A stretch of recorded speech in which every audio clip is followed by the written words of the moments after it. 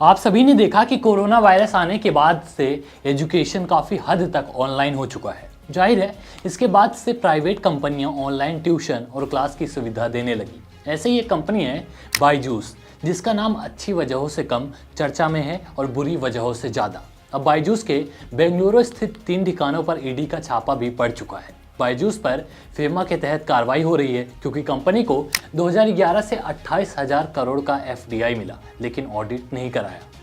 क्या कुछ है पूरा मामला, उस पर हम डिटेल में बात करेंगे, लेकिन उससे पहले आप सभी देश नीति को सब्सक्राइब कर लें।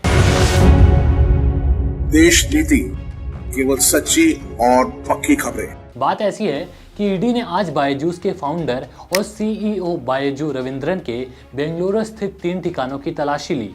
ED foreign exchange management act FEMA के प्रावधानों के तहत ये कार्रवाई कर रही है। ये छापेमारी बायजू रविंद्रन और उनकी company think and learn private limited के ठिकानों पर की गई है। बात ये भी सामने आई कि कंपनी को 2011 और 2023 के बीच 28,000 करोड़ रुपए का प्रत्यक्ष विदेशी निवेश यानी एफडीआई मिला है। इसके अलावा कंपनी ने भी एफडीआई के नाम पर पैसा अलग अलग देशों में भेजा है। ईडी के अनुसार बायजू के नाम से एडिटेक प्लेटफॉर्म चलाने वाली think and learn private limited ने विज्ञापन और मार्केटिंग खर्च के नाम पर करीब 944 करोड़ रुपए खर्च किए थे। वही कंपनी ने वित्तीय वर्ष 2020-21 से अपने फाइनेंशियल स्टेटमेंट तैयार नहीं किए और खातों का ऑडिट नहीं कराया, इसलिए इसकी जांच की जा रही है। बायजूस पर यह कार्रवाई निजी लोगों द्वारा की गई शिकायतों के आधार पर की गई है। इसके अलावा रविंद्रन पर आरोप है कि उनके नाम पर कई समन जारी किए गए, लेकिन वो ईडी से बचते रहे और कभी पेश नहीं हुए।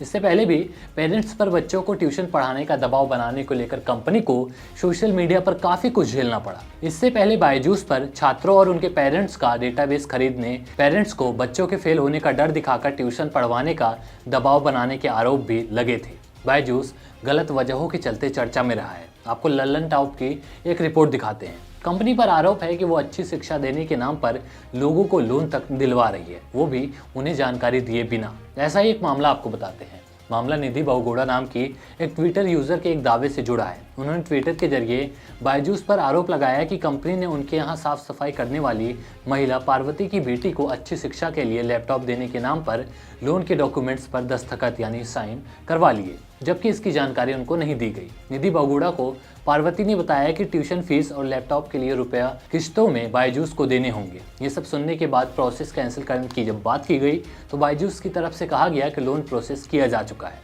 उसके बाद जाकर काफ़ी बात हुई, बायजूस की तरफ से पैसा वापस कर दिया गया। यानी ये लोन चुकाते तो वो 2 सालों में कुल 52,800 रुपये भरते। 35,000 का लोन ब्याज के साथ 52,800, मतलब 2 सालों में 17,800 रुपये का ब्याज उन्हें भरना पड़ता, जो कि कुल रकम का 50% से भी ज़्यादा है। हालांकि इसकी नौबत नहीं आई। तो कुल मिलाकर देखा जाए तो बायजूस के फाउंडर रविंद्रन के घर और दफ्तर पर ईडी का जिस तरह से छापा पड़ा है और उसके पहले भी जो आरोप लग चुके हैं, इसकी सच्चाई तो सामने आनी चाहिए। जाहिर है बेहतर एजुकेशन सिस्टम का समाज के विकास में, देश को आगे बढ़ाने में बड़ा योगदान है। ऐसे में अगर भारतीय स्टार्टअप इकोसिस्टम के सितारे और यूनिकॉर्न कंपनी बायजूस पर जो भी आरोप लगे, उसके पीछे का पूरा मामला जो कुछ भी है वो सामने आना चाहिए। वैसे बायजूस के इस पूरे मामले पर आप क्या सोचते हैं? क्या कुछ है आपकी राय? जिस तरह से ईडी का बायजूस के ठिकानों पर छापा पड़ा है, उस पर आप हमें अपनी राय कमेंट बॉक्स में जरूर दें और ऐसे ही सच्ची और बेबाक खबरों को पाने के लिए हमारे साथ बने रहें। देश नीति को सब्सक्राइब कर लें। धन्यवाद। आपका एक सब्सक्राइब हमारे लिए महत्वपूर्ण है। देश नीति को अभी सब्सक्राइब करें और बेल आइकन को दबाना ना भूलें।